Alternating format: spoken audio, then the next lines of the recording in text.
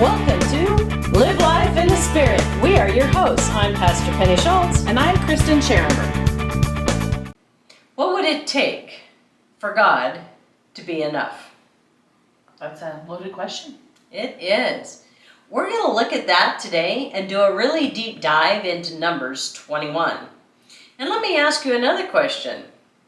Are you a complainer by nature? If so, you're not alone. So, how's that working out for you? Does it often get you what you want? Today we look into that interesting passage of the Bible, where for the Israelites, what God provided just wasn't good enough.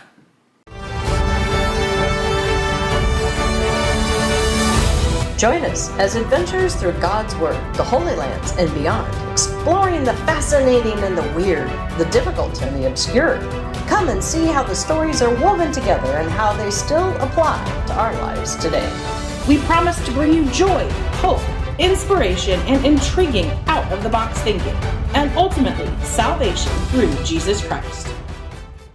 Today we're going to look at Numbers 21. Moses had guided the Israelites through the wilderness for almost 40 years. Why 40 years, you may ask? Good question. After being in Egypt for 400 years, they still held to the tradition and the head knowledge of God, but they did not know him. There was no relationship. In fact, Moses was actually the first one to have found that close one-on-one relationship with God, the God of Abraham and Isaac and Jacob. Was Moses perfect? No, not even close. But that wasn't the point. He was willing and striving to trust God and obey. When Moses led the Israelites out of Egypt, they could have gone right into the promised land, but it was occupied with giants. They said, no, we're not going there. But we are grasshoppers to them. See, they needed to learn to trust that God would provide and protect and bless them. Which he did. They didn't have food, so he provided manna from heaven. And what is the Hebrew meaning for manna? It literally means, what is it? Because they had never seen anything like that before. That's right. It was little wafers that God had just appear on the ground every day. And they were supposed to take just what they needed for that day, except for the day before Sabbath, which would be Friday. They could take double the portion. The whole point was trust. Because what happens if they took more than they needed? It got all wormy and nasty. It was gross. It was a trust thing. They didn't have water, so he gave them water. And they complained when the water was bitter, and he made it sweet. And then they complained about having only manna to eat, so he provided quail. And he gave them guidance with a pillar of smoke by day and a pillar of fire by night. He never left their side. Well, at the beginning of these 40 years, when Moses was on the mountain receiving the 10 Commandments, they grumbled and they complained. And they built a golden calf because he was not coming down from the mountain. And when Moses returned, he saw this, he got so mad, he threw it and it hit the ground and it shattered. And as a consequence, about 3,000 died that day. That's right. You know, it's interesting. All the other times when they were just complaining about not having enough, God provided. But when they went too far and they made an idol, that's really what angered him. I think they completely turned their back on him. They weren't just complaining anymore. Right. They had forsaken him. Mm-hmm. And so now we are at the end of those 40 years. Mm-hmm. And what are they doing now? Complaining. So was it really the manna, or were they just afraid to go into new uncharted land? See, they still didn't trust God. So we're going to pick this up, because if you don't know this little passage, it's not very long, it's just a few verses, and I want to read it from my translation, and then which I think is a new RSV, and then Kristen's going to read it from hers. Just a little different flavor. Mm-hmm. Okay. So they sojourned to Mount Hor by the way of the Red Sea to go around the land of Eden, and the soul of the people became very discouraged on the way. And the people spoke against God and against Moses. Why have you brought us up out of Egypt to die in the wilderness? For there is no food and no water, and our soul loathes this worthless bread. So the Lord sent fiery serpents among the people, and they bit the people, and many of the people of Israel died. Therefore the people came to Moses and said, "We have sinned, for we have spoken against the Lord and against you. Pray to the Lord that he takes away the serpents from us." So Moses prayed for the people. Then the Lord said to Moses, "Make a fiery serpent and set it on a pole, and it shall be that everyone who is bitten, when he looks at it, shall live." So Moses made a bronze serpent and put it on a pole. So it was, if a serpent had bitten anyone, when he looked at the bronze serpent, he lived. Now my Bible, every time the word serpent is in there, is italicized. Interesting. What does yours say? Well, on mine, for the word, mine has poisonous serpent, but then there's a footnote that says in Hebrew, fiery or seraph or seraphim. So just a slightly different wordage on that, but we talk a little bit about what the difference is on that. So what is the difference with the seraph? Well, a seraph or seraphim is one of the classifications of angels, like the cherubim on the Ark of the Covenant. And they, I believe, have 6 wings and are really shiny. I think bronze shiny ones. So kind of... Not one you want to mess with. No, I don't think I'd want to hang out with him. And some of them are can be, I suppose, maybe reptilian. We don't know. Mm-hmm. So here's the thing with that. If that is the case...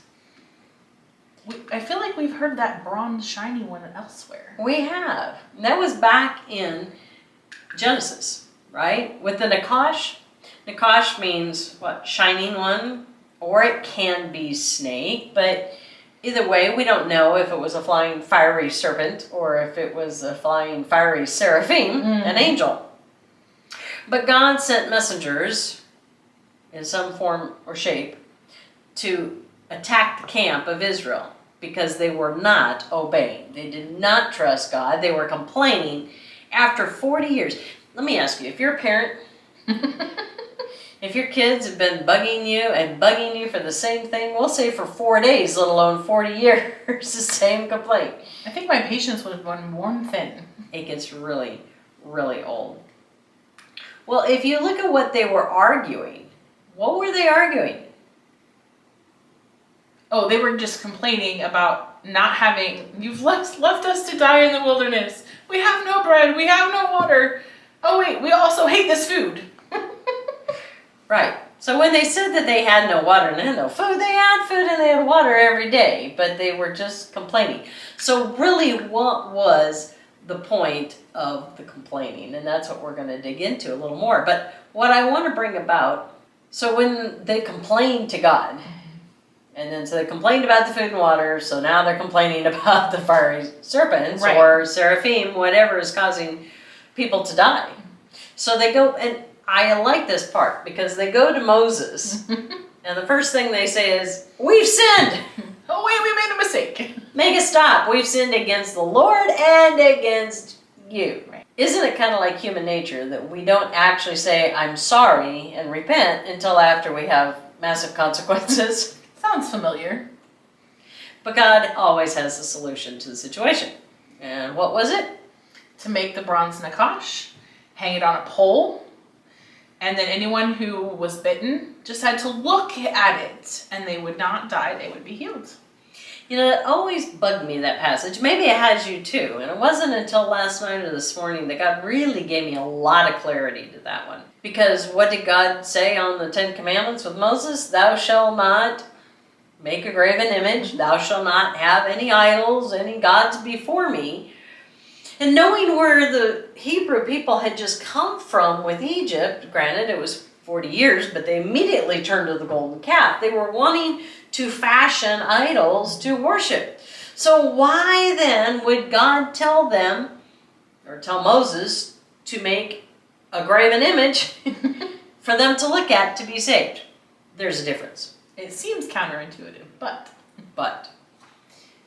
what Moses made was an instrument. It was a tool.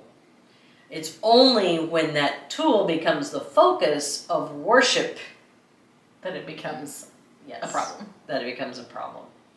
So when God did it. It was just a trust thing. It didn't make sense because I said not to, but if you just look at it, you'll be healed. Okay, so if it was a snake on a pole, possibly, but I want to even take it one step further. If it was a seraphim, if it was an angel with wings that would have been stretched out on a pole, As a whole different image. what would that shadow have looked like? Or the image? The cross. It would have been it would not just have been a cross, but it would have been the crucifixion. It would have been the representation of Christ who was going to be coming. And what was looking up, it was saving them from their sin. They said, we've sinned. We need a solution to our sin. God is getting ready to bring Jesus onto the scene to be the solution for that sin. That makes a much bigger, broader canvas when we look at it that way. It really does. In fact, Paul had something to say about that in 2 Corinthians too. He did. In chapter 5, verse 21, he said, "For our sake, God made the one who knew no sin to be sin, so that in him we might become the righteousness of God." So why we backed up to this was because last week we looked at Balaam, and Balaam or Balaam was a pagan seer, if you remember, and he was the one that God talked to, which was huge, because he'd only talked to Abraham and to Moses up to that point, Right. really. And now he's talking to a pagan who does not know God, and his donkey talks to him. So if you have not gone back and watched last week's, so I highly encourage you to. It's a great story, and yes, there is a talking donkey. There is. With a powerful message. A very powerful message. But it was Balaam that when he gave his oracles, God said, you can only say what I tell you to say. And it was when he gave his fourth oracle that he stood up and he said what? He pronounced the coming of the Messiah. That's right. He says, I see him, but not yet. Behold him. But not here. Yeah, he is not near. He is far.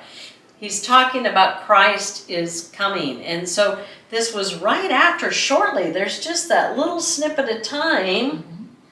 So you have the seraphim or the angel on the pole that looks like the crucifixion. Mm-hmm. And all you have to do is look at that and you're healed from your sin or from what is ailing you. From your iniquity. Mm-hmm.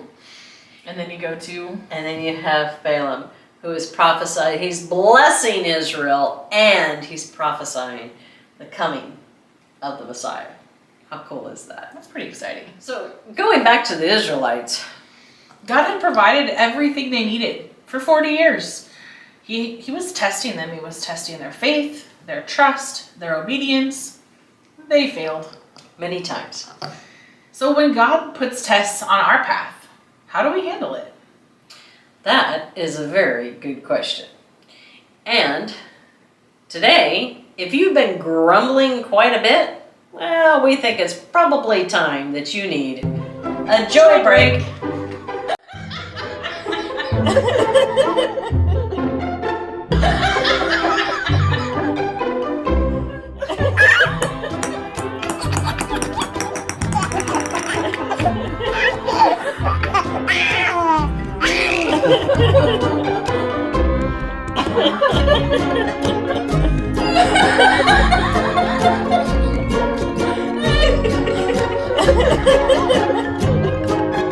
I found a few stories to share today that I think will perhaps bring a smile. Okay, so Brenda and Terry are going out for the evening. The last thing they do is put their cat out. The taxi arrives, and as the couple walk out of the house, the cat scoots back inside. Terry returns inside to chase it out. Brenda, not wanting it known that the house would be empty, explains to the taxi driver, "My husband is just going upstairs to say goodbye to my mother." Several minutes later, an exhausted Terry arrives and climbs back into the taxi saying, "Sorry, I took so..." Just totally. Okay. Redo that one. Several minutes later, an exhausted Terry arrives.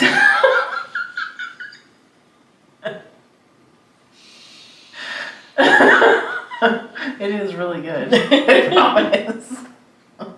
It's actually going to be hard to say. Several minutes later, an exhausted Terry arrives and climbs back into the taxi, saying, "Sorry I took so long. The stupid idiot was hiding under the bed, and I had to poke her with a coat hanger several times before I could get her to come out."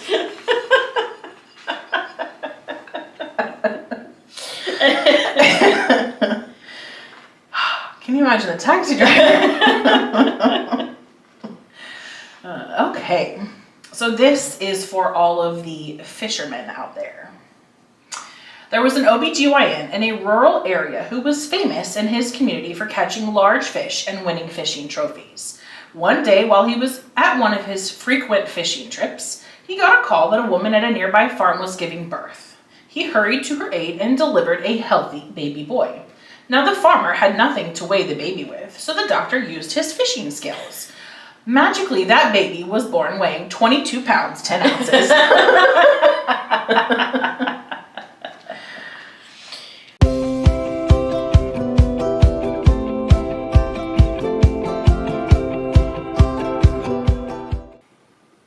Well, you know, Paul tells us we live in the world, not of the world. And while he is right on that, unfortunately, there are some necessary evils. And one of those is we need your help. We do.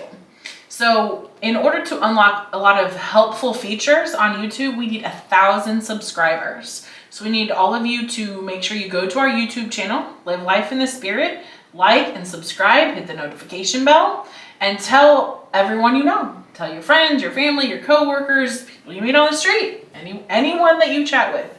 We would love to have them check it out. So if you go to our website, livelifeinthespirit.com, you can click on podcast, blogs, catch up on all of our newest content, and make sure you can also follow us and subscribe on there, and we will email you when we have new content. And don't forget, we've got our shirts, God's Still Writing Your Story, Stop Stealing the Pen, and they are going fast. So if you would like to order any, we're getting ready to place another order, get on there and you can order them online.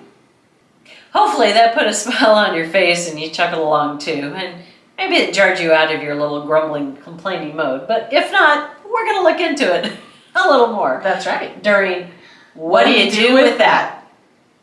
So are you a complainer? You know what? I got to say that I am that. I always have been ever since I was little, and my mom will testify. I used to think it was my gift because I was so good at it. But you know what? I have looked forever through here, and I cannot find anywhere in the scriptures that say that complaining is a gift from God. That's too bad. It really is, because it's my talent. Well, why do we complain? Well, there's lots of reasons, and some more legitimate than others. Sometimes it's because we're angry, we're frustrated, scared, maybe a little overwhelmed. Maybe we're feeling a little entitled or unsatisfied, or we want more, or just because. So there are definitely legitimate times when voicing your dissatisfaction with something, it's healthy and it's fine to do that. But overall, as a society, we've kind of become a people who act like we have a whole lot to complain about. You know, we complain about things like, can't find my TV remote, or I've lost my phone, or getting a bad haircut or color, or how about all those wonderful calls in your Extended warranty. That's right. Or right now we're getting all these things for Google business. Yes. Forgetting your password now, that one's something to complain about, or you know it and it won't accept it. How about all the wonderful traffic and getting stopped at multiple stoplights, or behind vehicles that are going way slow and you're in a hurry. Or this time of year, construction. Or how about nobody wants to change the toilet paper roll? The struggle is real on that one. Or maybe you just have a closet full of clothes and you're standing there going, I have nothing to wear. Or how about standing in front of the food pantry scratching your head going, I have nothing to cook, when it's completely full. Sometimes we complain about the food delivery takeout. Taking too long, or it's cold when you got it. It's amazing the things that we can complain about, or the things we can find to complain about. It's true. There are people around the world that face things that might actually be a little bit more complaint worthy. Justified? Yeah, it's a better word, justified. So water needed for the day, it has to be fetched and carried every day, up to 2 miles. Women and children are just carrying water back and forth, whatever the family needs for the day. Hunger, many go with no food at all or one simple meal per day. Access to medical care, I know that's a big contentious point, but often medications and supplies are in such demand places that they can't even get access to. Maybe they have a small scratch and just the stuff to keep it clean, to keep it from getting out of control. They can end up with a great big abscess or lose a limb just because they can't get antibiotics. Oh, absolutely. And then there's war and civil and political unrest, militias. It leaves many people living in constant instability and fear. You know, we thought about that, how living here in the West, how good we have it. We don't have to do that. I mean, if we're sick and we need to go to the doctor, emergency room, they have to take us. And we have military that's supposed to protect us. That's right. We have water that we can go anywhere and get running water. So we thought about with churches too. How would that look like for Christians? You know, we're not supposed to complain as Christians. Well, what does a church look like? Well, what if we made a list of all the things, all the problems that we have in our churches that are serious problems, mind you, that we face on a daily, weekly basis? Church starts too early. Church starts too late. I really like traditional music. I like the contemporary music much better. They changed the order of the worship service. They didn't listen to how I wanted the sanctuary decorated. Someone wants to change something so that it's different from how we've always done it. Always done it that way for the last 3 years. You know, it may seem funny, but unfortunately, that's the things we complain and we argue about, not actual theology. It's too cold, or it's too hot, or I don't like that hymn, or I don't like that piano player, or I don't like the communion nuggets that we have as opposed to bread. It's the little tiny details. But what about the third world country Christians right now? They are being persecuted more in the last 30 years than ever before in history. In fact, for most Christians across the globe, just the mere fact of going to worship, they're putting their life on the line. Right. Not to mention that some can be killed on the spot. They're kidnapped, raped, enslaved. And often, with that country's cultural blessing of the community and immunity from the punishment. It's sad and scary. Mm-hmm. You know, some of the worst reasons for complaining that we listed earlier would be that sense of entitlement and then just always wanting more. And that feeling like you never have enough and always wanting more. It's kind of a cultural phenomenon that really took off in the 1980s, especially in Western civilization. Prior to that credit, for instance, people would have used that to buy things that added value or that would turn a profit or that were absolute necessities. Things begin to shift though, and now it's common for people to buy anything they want or need or could dream about without having to wait until they can actually afford it. I remember that years ago, you know, the generations before, my grandparents, they grew up in the Depression and they didn't have that kind of stuff. In fact, the only kind of credit that they ran was if they needed to buy groceries. And I remember when my great-grandfather was injured and he was disabled, he was out of work, and so there was no money coming in, and the little grocery store was kind enough to let them pay a little bit along so that way they had some food. But that's a far cry from what we're throwing on credit card bills today. You know, it seems like it's because we're constantly searching for that next best thing. We're seeking to fill a void that, quite frankly, this world just cannot fill. And we're missing the same thing that the Israelites were when they were complaining in the desert. Yeah, we're not a whole lot different, are we? No, we aren't. They were missing a close personal relationship with God. And so are we. So if you think back to those Israelites, but the people grew impatient on the way. They spoke against God and against Moses and said, "Why have you brought us out of Egypt to die in the wilderness? There is no bread, there is no water, and we detest this miserable food." Wait a minute. Think about that for a second. There is no bread, but yet we also detest the food. Yeah. We're not happy. No. We're not satisfied.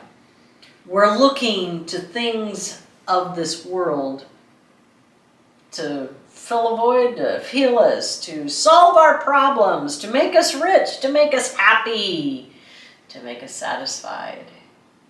It's just not going to happen. No, it's not. So what does it look like in your life? I want you to think about this. What were the last things that you were just complaining about? Were they legitimate things? You know, or maybe sometimes you're just stating facts, not really necessarily complaining. Maybe you're just really frustrated. Mm-hmm. Maybe you're angry about something. Maybe it's an even deeper issue than that. Are you longing? Are you searching for a void to be filled? You know, that's what living life in the Spirit looks like. When you live life in the Spirit, you have that constant connection to God. Not saying that He doesn't hear any complaints from me. Yeah, I would be lying. But there is that connection. So I know that when I'm frustrated, even though I say it, He knows deep down, I'm very grateful for everything that I have. And while that may have been an inconvenience, or it stopped me and delayed me, maybe there was a reason for that. Maybe there was a hidden blessing that I didn't know about, that He kept me from harm when I sat in that traffic stop. And you hear about that all the time. People Yes. who missed an accident, or they were late to work and something bad happened at work, or just all different kinds of things. The stories and stories from 9/11 that will tell I was you thinking that. about that. People that were sick or just decided the alarm didn't go off. All different kinds of things. Not that all those inconveniences are always a hidden blessing, but they can be for sure. Can be. And if we're spending the time complaining, are we then talking to God about why we're complaining about it? Mm-hmm. Are we usually mad at God that He's not making the traffic go faster? Well, maybe sometimes. But Every now and again. But the other piece in too is if there is something truly difficult going on, rather than complaining about it, taking it to God. He wants that. maybe the reason why you're mad because traffic's going too slow is because you're borderline losing a job. And just one more thing could be what tips the apple cart. Right. Maybe take this time to talk to God about maybe it's time for a move. And then again, maybe not. Maybe you need a life-altering schedule at home to allow for that. It gets down to what is your relationship with God? Because when you actually have a tuned-in relationship, and think about that, if you have a best friend or you have a spouse, do you find yourself, someone who you're really in love with, do you find yourself complaining to them always? We don't, because we do a heart check. That's right.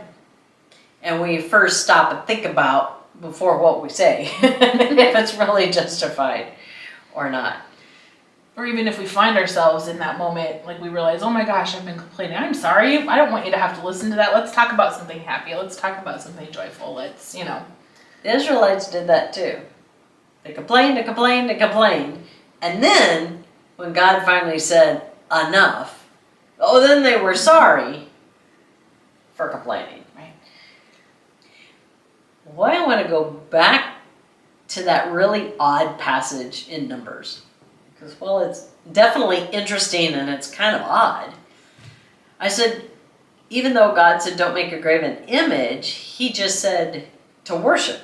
They weren't supposed to have any idols, because that's what they did with the golden calf and any other chance they had to possibly make an idol to worship. Sure. It was changing their focus from God. Well, here's the thing. They kept that serpent or seraphim, whatever was on the pole, as they marched up and down through Jordan. And sure enough, there was a point when yet again they turned their backs on God and they actually started worshiping this idol. Now, it hadn't continued to lead them. It didn't give them manna. It didn't give them quail. It didn't give them water. It wasn't even healing them anymore. No, because they weren't afflicted by those fiery serpents anymore. But they turned their focus to that. And because of that, Moses got really mad and he threw it on the ground and he shattered it. So that way it was no more. My question to you is, what would it take for God to be enough? What are you turning to give your focus and your attention? What are you worshiping instead of God? Because if you look at what their representation was up on the pole, what they didn't have at that point, because they didn't know, was Jesus. Almost 3,500 years later, we do. We have a Savior that was on that cross for the atonement of sin to give each and every one of us salvation. And I would say, if you don't know Him, y'all need Jesus. And so do we. And so do we. So until next time, maybe as you try living in the Spirit, maybe you won't complain quite as much. Bye. Bye.